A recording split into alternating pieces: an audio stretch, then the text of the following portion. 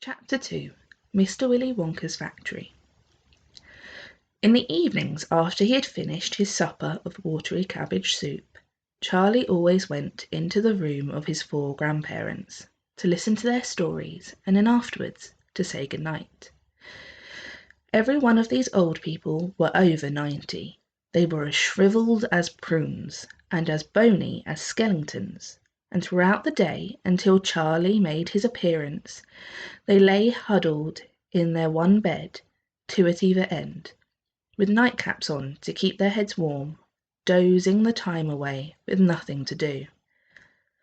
But as soon as they heard the door opening and heard Charlie's voice saying, "Good evening, Grandpa Joe and Grandma Josephine and Grandpa George and Grandma Georgina," then all 4 of them would suddenly sit up, and their old wrinkled faces would light up with smiles of pleasure, and the talking would begin.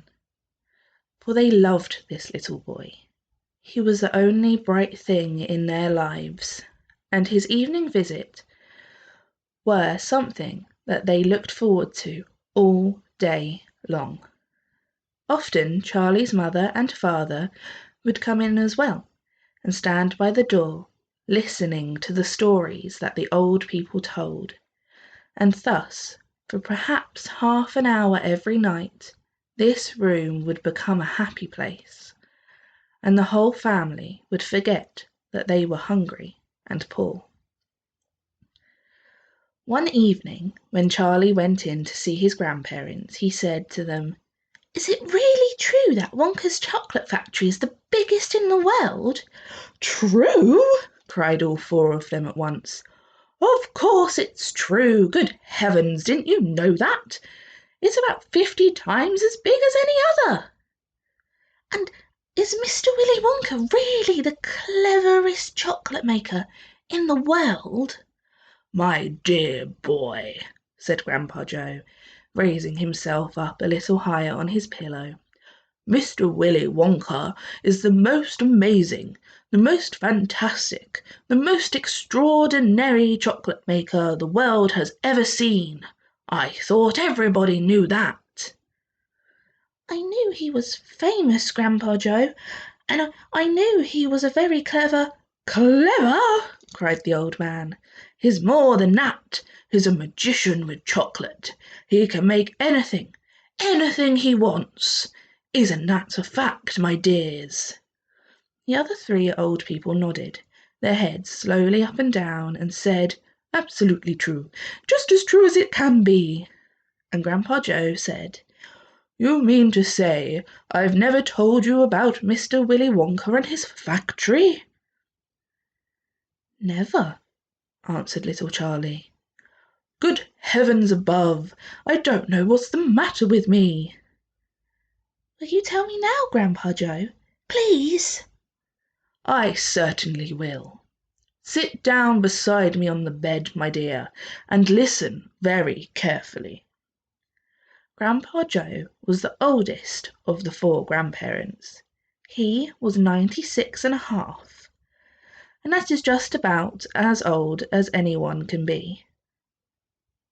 Like all the extremely old people, he was delicate and weak, and throughout the day he spoke very little. But in the evenings, when Charlie, his beloved grandson, was in the room, he seemed in some marvellous way to grow quite young again. All his tiredness fell away from him, and he began to become as eager and excited as a young boy. "Oh, what a man he is, this Mr. Willy Wonka!" cried Grandpa Joe. "Did you know, for example, that he has himself invented more than 200 new kinds of chocolate bars, each with a different centre, each far sweeter and creamier and more delicious than anything the other chocolate factories can make?" "Perfectly true!"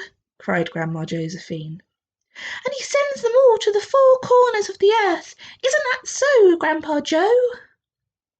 "It is, my dear, it is, and to all the kings and presidents of the world as well." But it isn't only chocolate bars that he makes. Oh, dear me, no. He has some really fantastic inventions up his sleeve, Mr. Wonka has. Did you know he invented a way of making chocolate ice cream so that it could stay cold for hours and hours without being in a refrigerator? You can leave it lying in the sun all morning on a hot day and it won't even go runny. But that's impossible, said little Charlie, staring at his grandfather. Of course it's impossible, cried Grandpa Joe. It's completely absurd, but Mr. Willy Wonka has done it. Quite right, the others agreed, nodding their heads. Mr. Wonka has done it. And then again, Grandpa Joe went on, speaking very slowly now, so that Charlie wouldn't miss a word. Mr. Willy Wonka can make marshmallows that taste of violets, and rich caramels that change colour every 10 seconds as you suck them, and little feathery sweets that melt away deliriously the moment you put them between your lips.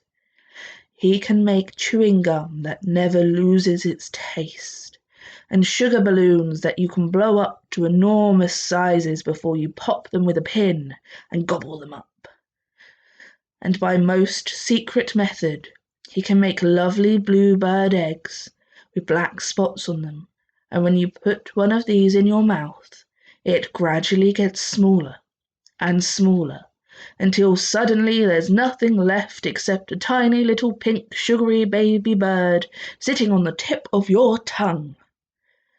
Grandpa Joe paused and ran the point of his tongue slowly over his lips. It makes my mouth water just thinking about it, he said.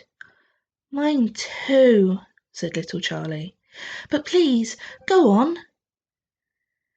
While they were talking, Mr. and Mrs. Bucket, Charlie's mother and father, had come quietly into the room, and now both were standing just inside the door, listening. Tell Charlie about that crazy Indian prince, said Grandma Josephine. He'd like to hear that. You mean Prince Pondicherry? Said Grandpa Joe, and began to chuckle with laughter. Completely dotty, said Grandpa George. But very rich, said Grandma Georgina. What did he do? Asked Charlie eagerly. Listen, said Grandpa Joe, and I will tell you.